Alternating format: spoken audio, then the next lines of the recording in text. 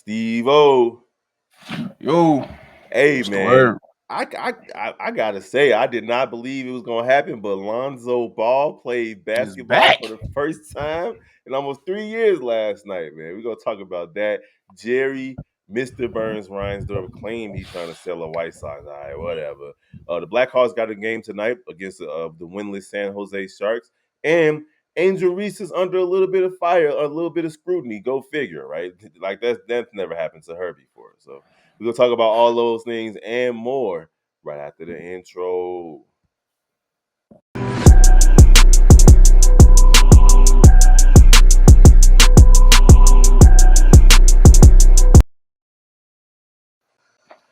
All right, what's the word, Chicago sports fans? Welcome to another episode of Chi-Town Sports Central. It's your boy Big Kev. Steve-O speaks in the building. We told y'all we was gonna be more consistent over here. I know y'all ain't expecting it, but we gonna do Oh, what bro. we can when our work schedules dictated. You did, man. We gonna jump right into the content. Steve-O, Lonzo Ball is back, Mr. Zombie Leg himself. It has been well documented that knee has been bone on bone pretty much since the Bulls traded for him. He's had procedure on top of procedure, removals of ligaments, replacements of ligaments, all types of stuff. He might even have some what's that, placenta Placenta. embryo fluid and all type of stuff that he added to get that thing back. But guess what, man? He looked pretty good last night. We pull up the numbers, bro. He had 15 points last night, couple of Mm, assists. He looked like he wasn't really laboring out there, which was my biggest concern, Steve-O, was that yeah. how was he going to look? Is he going to be limping out there? Is he going to be walking out there? Is he going to be slow? My man looked pretty doggone good, bro. How you feeling Yeah, about like Lonzo I Ball's think return? I mean it's a miracle within itself that he's back anyway because I think he's the first NBA player to go through um I don't think he's the first one to get a MCA a meniscus transaction or whatever it's called, but he is the one to get a transplant in the cartilage. That's the first NBA player that I know and that I did research on. So he's definitely the first one to come back and play an NBA game. So yeah, I didn't know what he was gonna look like. I didn't know if he was ever gonna come back. Honestly, it is usually a way of life surgery. It's not a sports science trying to get you back on the floor type of surgery. Just let But you the live and walk, be able to yeah, walk without pain and exist in your exactly. world. Yeah. Now the MCL transplant, that's more of a sports science injury to get you back on the floor. So the fact that he had two major surgeries within 2 years, probably a mixture between three because he also had a scope within that. So him to come and had three major surgeries on the same knee and he's back and forget the points. We've seen what went through when Clay lost his Achilles, and Mm-hmm. he hasn't looked the same on defense since. Mm-hmm. The man playing defense like he never left. And he was going for loose balls. His stats were 15 minutes, 10 points, 4 for 6 from the field, 2 for 4 from three. Hit his first two threes, hit his first shot. That had to Mm-hmm. feel good as well. Yep. And somebody said it in the comments last night during the live. I don't care what nobody say. The reason why he can't respect a player like Ben Simmons is because of what Lonzo Ball just did last Facts. night. And Facts. even though Ben Simmons at least he looks engaged this preseason, but it's taken him a few years to get his mental right to get back on the basketball court. So Lonzo had a couple of things to say after the game. Steve-O, he said it felt a lot better than watching. I couldn't even put it into words how it felt being out there. It was definitely a moment I'll never forget. And they asked him how it felt. I mean, how much as far as the recovery process took. He said it was long. It was really long, but looking back at it, it went faster than I thought. Them telling me 18 months recovery after that third surgery, it sounds crazy in a moment, but now I'm here and it's all behind me now. So, hey, I'm not mad at him, bro. I'm not mad at him. And real quick before you give your last thoughts on it, Billy Donovan said he thought he looked great. There's a lot of things he does in the game that he doesn't really require along anything with his knee or body. He uses his brain so much. He moved Mm-hmm. really, really well. And I like the after the game moment where they gave him the game ball and showed him love, Zach LaVine and Kobe White, looking like the de facto leaders of this team. They both had something to say in the locker room, and they showed them love in the locker room after the game. So shout out to Lonzo Ball, bro. Facts. Like I said, I didn't expect him to even do this. So the fact that he's doing this is really a miracle. It's test to how much work he put in. Like I said, for a lot of players, they get into defeat mode. Like a lot of people probably contemplate retiring at this point because the light at the tunnel was just so bleak. To hear it's almost like a death sentence. Almost hearing you got to wait 18 months after, like you said, after a third surgery. To say I have to wait 18 months, the average human would be like, "Fuck it, I'm done. I'm not And even gonna try no more." and that's not even top tier athletes. Let's just like regular All people right, just regular walking people, around, man. yeah, They would still wouldn't be going back to work trying to collect disability and unemployment at this point. So right. it's, it is what it is. I've seen people with ankle sprains not go back to work for years. So and then before we move on from the Bulls, we had breaking news earlier today. If you missed this, go ahead over to Chicago Bulls Central, where I was able to step That in and segment. hold it down for Hayes. The Chicago Bulls waived Kenneth Lofton Jr. and overlap the team. That first name is so hard to say, bro. I ain't On gonna even lap, try. Yeah, on this yeah. but I thought it was on lap. no, it's ONURALA something like that. But Oh no, it's ONURALP Onural Onural I think it's Onural. on lap. I think the R silent. Okay, because it's something, Yeah, bro. But anyhow, they were waived today, so that basically sets the Bulls roster in place prior to their last preseason game. We're gonna see what's gonna happen with players like EJ Liddell, Chris Duarte, or whatever, if they're gonna be up and down in the G League or if this is gonna be at the end of the bench. But it pretty much means that THT has a roster spot. Javon Carter is gonna still be on this team. Maybe he's gonna be trade bait. Chris Duarte has a guaranteed contract, so we know that he's not going to be released. So, how you feeling about these two guys being released and what it means for the Chicago Bulls moving forward? yeah. I think out of those, everybody that I've seen throughout the preseason, they've done the least amount of anything. On lap has struggled with decision making. The defense has got better, and what he's supposed to be bringing to this team shooting, he's not doing well. So I knew he was on the cusp, and Kenny, same thing. I think we were just getting a little bit more out of EJ, a little bit more out of Taylor.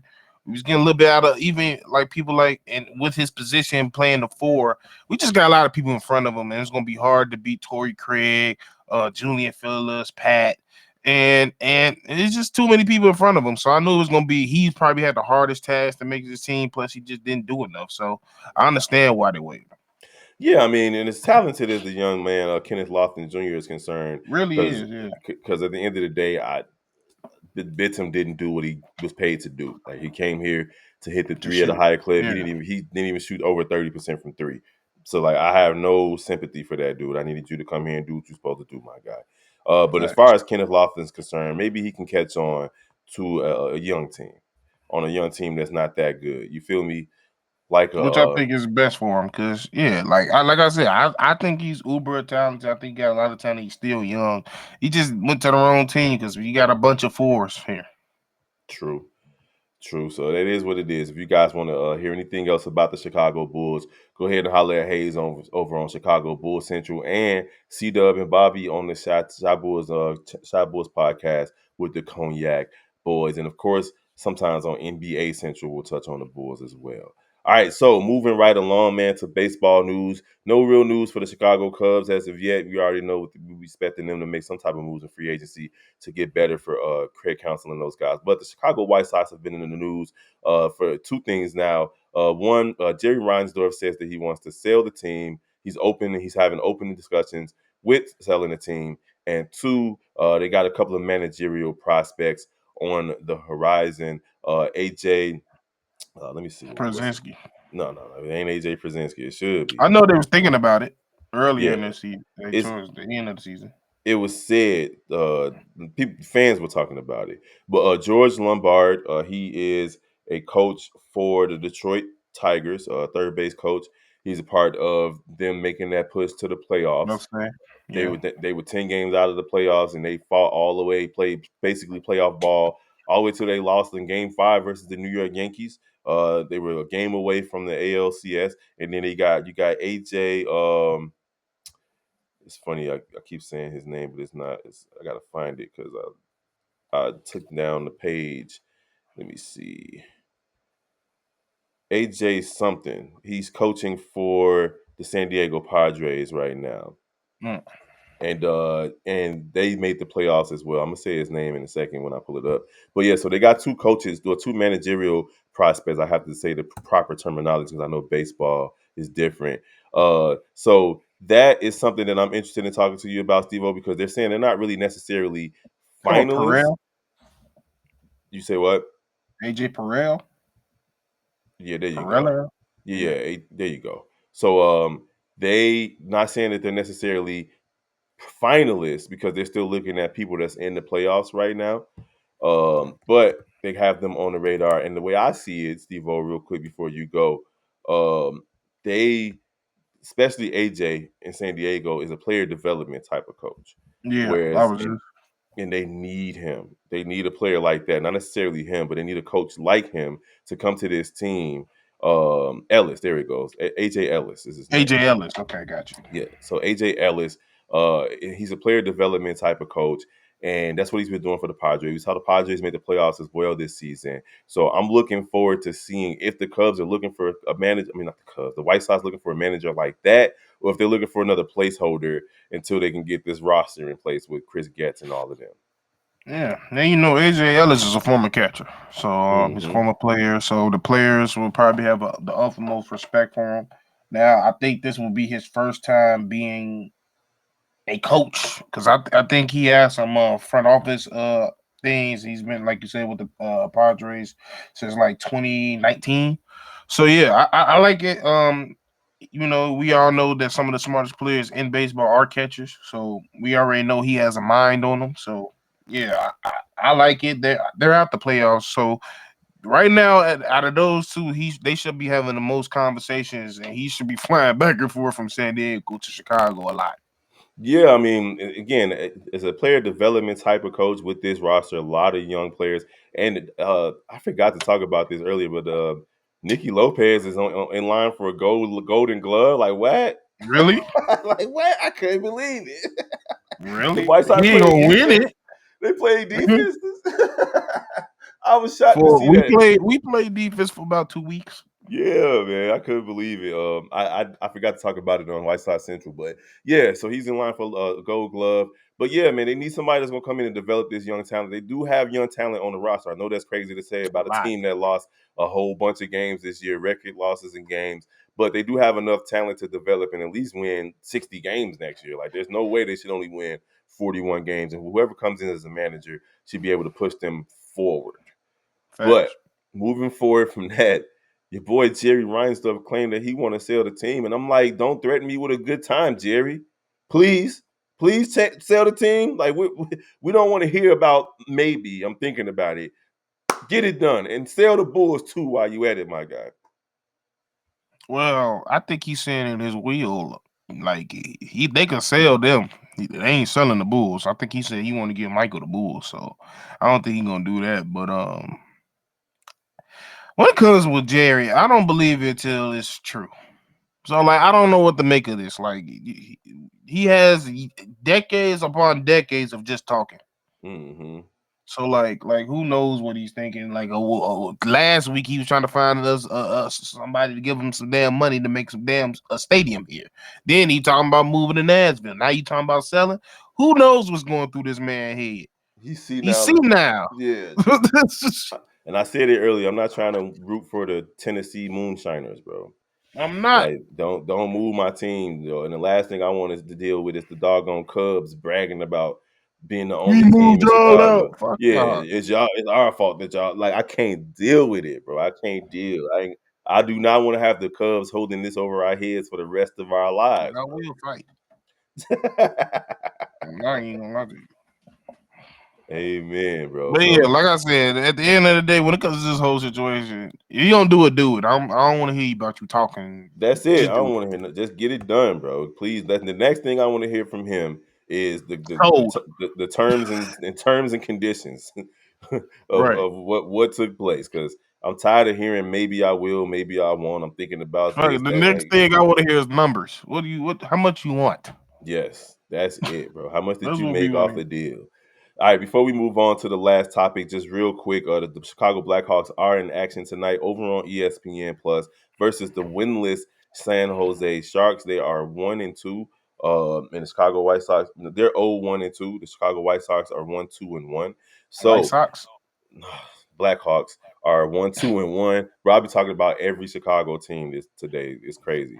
How many Yeah. things I've recorded so far. But Chicago Blackhawks, they're looking to get to 2-2-1, or at least 1-2-2, because ties count for points as well in the NHL, and they don't want to be the first win versus the San Jose Sharks. And the Mm-hmm. Blackhawks are at home today. This is their first home game, I believe, of the season. So it's gonna be rocking over there on Madison at the United Center, bro. And it'll be cool to see Connor Bedard and those guys go out there and get a win. Facts. So if y'all want to know anything else about the Chicago Blackhawks, go ahead and holler at us or at the our homie Skokes at the Chicago Blackhawks Central page. And as far as baseball is concerned, Chicago White Sox and Cubs Central is still the channel right now, but it's going to be broken up. You're going to have a specific page for Chicago White Sox and a specific page for the Chicago Cubs moving forward. All right, over to WNBA. We know that the WNBA Finals is in full swing. Steve-O, was another great game last night, bro. Sabrina Sabrina, said, "Bitch." she called game, bro. A step back, 3/4 court, full Sidestep. It wasn't even side, a step. crazy. And she was having a bad game up until that last She 3 minutes was. of the fourth quarter. And it looked like Minnesota was going to pull it out. They were doing everything they could to stave off New York. But Sabrina Ionescu she didn't care, bro. So she hit a nice big. I don't understand how people can't watch the WNBA, bro, and appreciate it for what it is. And the reason I'm bringing that up is because of Angel Reese. All season she's been mercurial. She can't score around the basket. She miss a lot. All she do is spam rebounds, this, that, and the other. The reality is she's a WNBA player. She's really good. She's just a rookie, so she'll eventually learn how to score. But she's having off the court issues right now, Steve-O. She was on live on some, I guess, Instagram, talking about how she pays her bills. And she was talking about how she does so without WNBA money, because the WNBA salary is just paltry compared to her off the court ventures, her NIL money that she was making, plus her I think she got an endorsement deal with Skittles, well, not Skittles, Reese's Pieces and other things that we don't even know about that Angel's doing. She's making the runs, bro, and in the midst of making her rounds, she has been on wild. And now you've seen her in dresses and so on and so forth. And now the prevailing thought process amongst men, mind you. I've seen several videos of men across social media complaining about Angel Reese being an OnlyFans model, being an attention seeking person, being she's not good at basketball. The only reason she's relevant is because of how she dresses and so on and so forth. And to me, before I let you go, it's starting to become irritating because I don't think it's fair to look at a young woman and tell her that she needs to dress a certain way for men to respect her, when in reality is she That's what don't y'all fucking like. it's what they like first and foremost, and secondly, it's not about them, right? Like she doesn't get dressed and say, "Oh, I wonder what men are going to think." Like I didn't put this hoodie on and say, "Man, I wonder what people are how they gonna feel about me with the way I'm dressed today." Like people live their lives and they're not thinking about you. And you telling a young woman how she's supposed to dress and how she's supposed to look. It's just silly, bro. It's archaic. Like I get it if you have your own morals, your own standards, you have your own wife, your own kids, you want to try to tell them what to do, that's fine. But another grown woman who ain't got nothing to do with you, that's where I draw the line. That's my whole thing with it, cause I've I've been watching her since high school. I've been seeing her since like she really caught my attention in Maryland, and I seen I'm like, oh, she fine. I already knew that. That like I was like, okay, this is what we need because for the longest, us men has been saying I'm tired of looking at some of these girls that look like us hooping. So we see that coming into the league. So I'm already be like, Yeah, they're gonna think they're doing too much. Watch. So I Mm-hmm. just sat back and watched. I started seeing her little buzz at LSU. It grew, then the championship, then everything took off. So first to address the money situation. All these people talk about, well, you shouldn't be living beneath your means. If you got if you paying $8,000 for, and you know your salary, motherfucker. Did we not? It's crazy how y'all forget things so fast.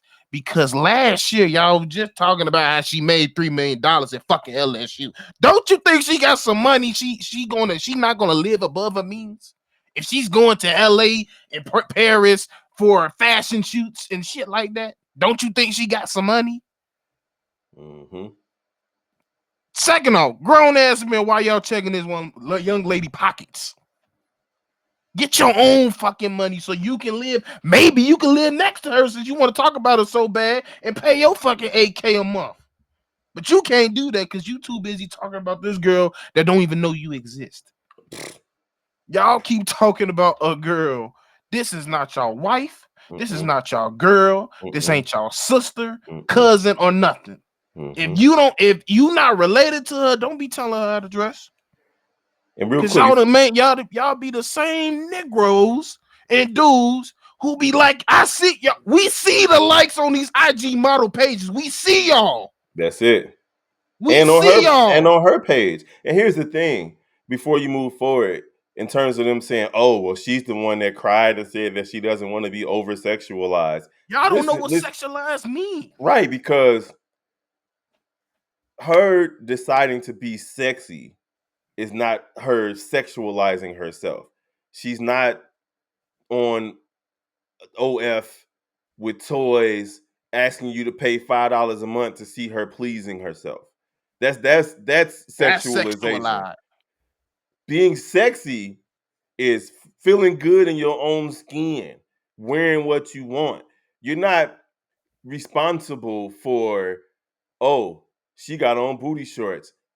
I'm gonna think about what I would do to her if I saw her naked. That's your You responsibility forgot your freaky ass, as a right? man or a woman who's looking at another person and then allowing how they look to determine if or if not you're going to allow your imagination to take you to that next step. That's your responsibility. She's responsible for feeling good in her own skin. Now, if she was walking out there actually naked and doing actual sexual activities on film for you to look at, then you'd have an argument. But that's not the case here. So if you a freak and you see something that look good and you thinking about what you want to do to him, that's That's on a you. problem with you. That's a problem within you. It's that simple. And like I said, a lot of y'all are fucking hypocrites because we see who y'all follow. We see y'all still liking her shit. The same motherfuckers talking about it. You're still liking her shit. So just stop. Stop. You're just mad because you can't touch or see or talk to somebody that look like her. Mm-hmm. Stop. Y'all find every problem that everything she says. Oh, you y'all get mad. She can't talk to somebody. Oh, they gotta be 6'7". She's 6 fucking 3. Mm-hmm. Of course she gonna want somebody tall. Like Mm-hmm. oh, y'all just so y'all do y'all live in the real world? Like that's the thing with me. Y'all act like y'all don't real in the real world. Are y'all actually around women? Are y'all actually around people? Because y'all don't act like it. It's giving incel, bro. And it's giving God, it's giving jealousy for me, bro. Like I feel like that's really what it comes down to. This young lady has a platform because it didn't happen with Liz Cambridge, and Liz Cambridge is Liz actually is she's actually doing. that's what's doing it. And then there's the young lady the viral hooper who in that small gym be knocking down jumpers. I think her name like Ajane or something like that. I don't know. She be killing people on Instagram and YouTube or whatever, and they get Oh, mad I at know her. you talking about with the She be she like quick at said with the first, quick shot. right? At Yeah, I first it know what was you're a talking about. regular basketball game until, and then she Yeah, started showing killing. But she actually got OnlyFans pages and stuff like that too. Like that's those are sexualized. right. Those are people that y'all should be talking about, but y'all actually probably going to their actual OnlyFans pages. Y'all looking at them new Right. and Young y'all lady said it was fun. Young lady saying shit to Tia Cooper. nope. Y'all ain't saying shit. But because she hooping, breaking a record, oh, she really ain't that good. How the fuck she ain't good if she broke the record? Yeah, it's just and again, stop telling grown women what they should be doing and how they should be dressing. Unless they your own, and And even then, you don't right. even have 100% power. And even then, like you should approach it with respect. That's just the Yes, bottom line. Just respectfully, hey, what's going on, sis? Like, why you and she could say, hey, well, this is my brand. And if you don't agree with it, that's fine. But telling grown women what to do, how to do it, especially grown women who are well outside of way outside of your reach, tax bracket. like way outside of your reach. Like you on social media talking about this woman and how she dressed and why it justifies you being chauvinistic. That's just it. Grow up. Worry about your fucking self. It's that simple. This world would be a way better place if y'all mind the business that pays yours. Because she mind her fucking business. You don't see her talking about other people. You don't see her talking about other people's relationships. You don't see her talking about other. She ain't. She minding the business as pays hers. And every time she mind her business, y'all got something to say about it. And when y'all got something to say about it, it pays her. Cause as soon as she started trending, she make money off of it. That's just the bottom line. All right, Dude, so stop being hypocrites. That's the end of the day. Y'all got tired of the motherfuckers with linings and tattoos. Now we got motherfuckers that's showing that they can do makeup and they got some curves. That's what y'all fucking wanted. So shut the fuck up. Enjoy it. We got beautiful women and beautiful and women that just can hoop. We got both of them. It's the best of both worlds. You got men that play like men, and we got some that play like men that look like women. That's how I suppose we got it's variety. That's the whole point of this league. You could be what you want to be. You could watch what you want to watch. You could be fans of who you want to be fans of. But that's why they always got something to say about us men because y'all be doing too much. yeah, that's true. That's true. All right, so real quick before we get up out of here, we're gonna talk about the Bears just briefly.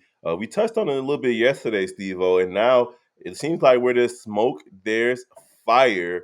According to SportsMarkery.com, GM Ryan Poles isn't scared to take a big swing at the trade deadline and has his eyes on edge rushers Max Crosby and Myles Garrett. Based on current information, the two names have his attention, and that's it. We know that the Bears, they do need another edge rusher. Crosby is tied for fifth in the league with 5.5 sacks right now, and Garrett has 92.5 sacks in 6 seasons with double-digit sacks. If you had to choose between the two of them, Steve-O, who would you go after, Garrett or Crosby? Crosby. And the reason Hmm. I'm going for Crosby, I just think Crosby's less expensive. I Yeah, mean, that's what I was thinking. they're both gonna be expensive as hell, but Crosby's arguably in that top 10 rush, Garrett in that top three. Mm-hmm. So, like when it comes to that, and I don't know how I feel about either because I still feel like that's a hell of a swing, but Myles Garrett's a big ass swing. So I Mm-hmm. don't think you should be trying to take that much of a swing. But yeah, I think you should try to go for the cheapest player.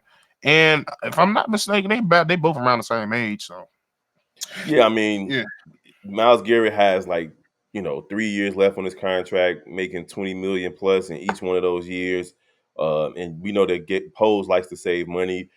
I'm not sure what Max Crosby's contract situation is, but it I could got you be in a second.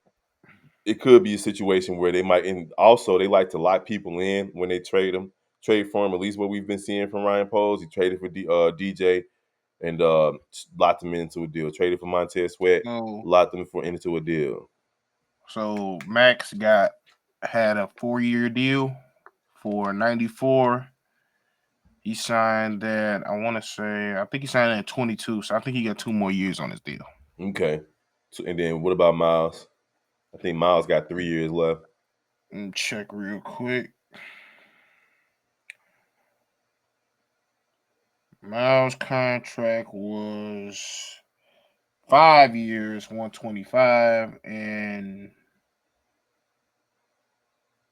yeah, so he got 2 more years. Okay. Well, including So he this got year. 2025, 2026, and then he got a void and a UFA in 2027. Yeah.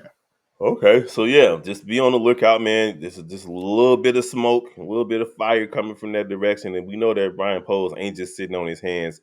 He's working the phones. It might not even be Max or Garrett, but it could be somebody else coming to the Chicago Bears to help show up. Maybe this offensive line, maybe offloading Nate Davis. That's something that I've been hearing about, trying to get him to be traded to the Indianapolis Colts. So we're just gonna be keeping our ears to the streets. And if you want to hear anything else about the Chicago Bears, go ahead and follow Chicago Bears Central. And as far as the NBA, WNBA is concerned, Chicago Sky Central is where you can find more information over there. All right, guys. Appreciate you guys for rocking with us. We will be back tomorrow with more news on Chicago sports overall. We appreciate all the love and support. We're going to holler at you guys next time.